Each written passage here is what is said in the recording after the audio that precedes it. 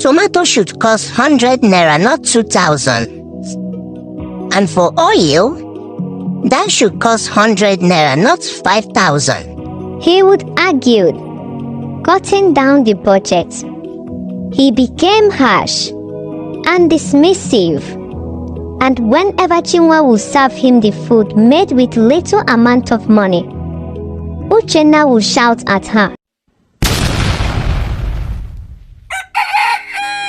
Once upon a time, in the bustling city of Abuja, there lived a man named Uchenna.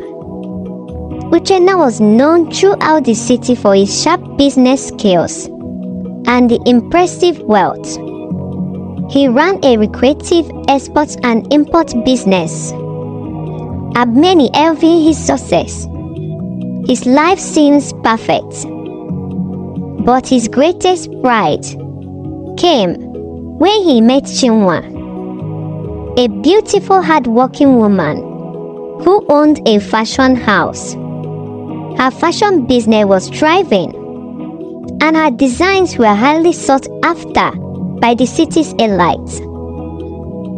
Uchenna fell in love with Chinua, not just for her beauty, but also for her strong, hard-working skills.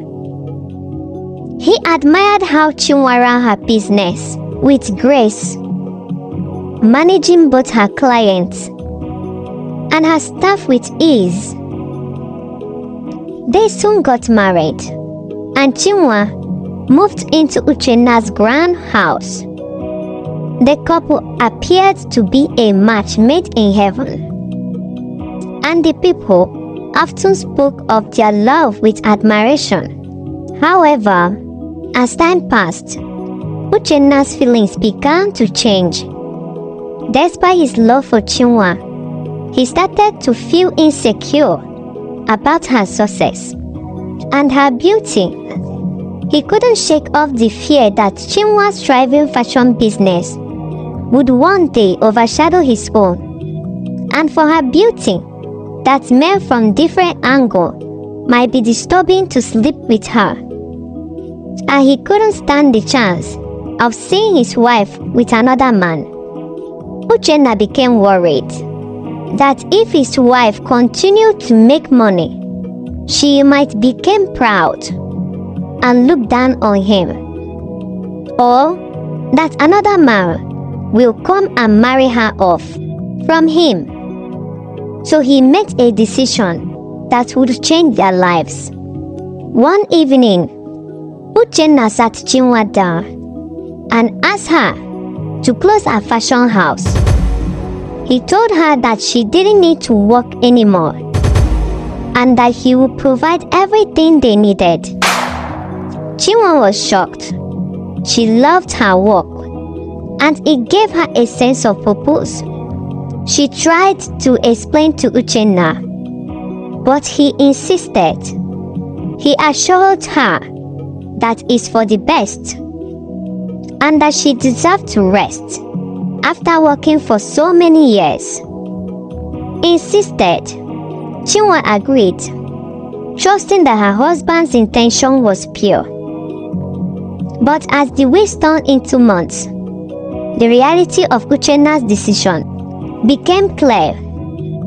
He began to control every aspect of their household.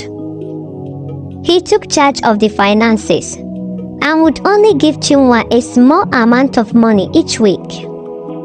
It wasn't enough to buy the things she used to enjoy, and soon she found herself wearing old, worn-out clothes. She even had to beg Uchenna for money to buy the basic things for the house, and also to buy clothes for herself. But Uchenna would refuse and said, "So you want to buy beautiful clothes so that all these men will start chasing after you, Abi? Never. I love you the way you are. I love the clothes you are wearing. Besides, they say that the beauty lies on the eyes of the beholder." And whenever Chinua brought him a list of household needs, Uchenna would scrutinize every item. "Tomato should cost 100 naira, not 2,000. And for oil, that should cost 100 naira, not 5,000. He would argue, cutting down the budget. He became harsh and dismissive, and whenever Chinua would serve him the food made with little amount of money, Uchenna would shout at her, "Oh no! This food is tasteless. I can't eat this." And he would pour the food at Chinua and went away. He started turning into a man she barely recognized. The lovely husband she had married was gone, replaced by a man who made her life miserable. Chinua's once vibrant smile faded, and she felt trapped into a life she no longer recognized. As Uchenna's wealth continued to grow, so did his arrogancy. He began spending his nights in bars, drinking and flirting with other women. He would come home late, smelling of alcohol, and ignore Chinua's pleas for a kind, more understanding husband. Gossip spread throughout the neighborhood about Uchenna's behavior, and the people whispered that he has lost his sense of humanity. Chinua felt humiliated and heartbroken, but she kept her pain hidden, hoping that one day things would change. Desperation for a solution, Chinua turned to prayer. She spent her nights on her knees, asking for Uchenna's heart to be softened. One night, she prayed a different prayer. She asked that Uchenna's wealth be taken away, if that would bring him back to the man he once was. Exhausted, she fell into a deep sleep and had a vivid dream. In her dream, an old man with a gentle face appeared before her. He told her, "Your prayers has been heard, and change is coming." When Chinua woke up, she wondered if the dream meant anything, but she held on to the hope it gave her. A few weeks later, Uchenna's world began to unravel. It started with a message from the mechanic. His expensive car had caught fire in the workshop and was completely destroyed. Uchenna was devastated. He shrugged it off as a bad luck. But the bad news kept coming. The next week, his two trusted houseboys ran off with a large sum of money he kept in the house for a business deal. He searched for them everywhere, but they had disappeared without a trace.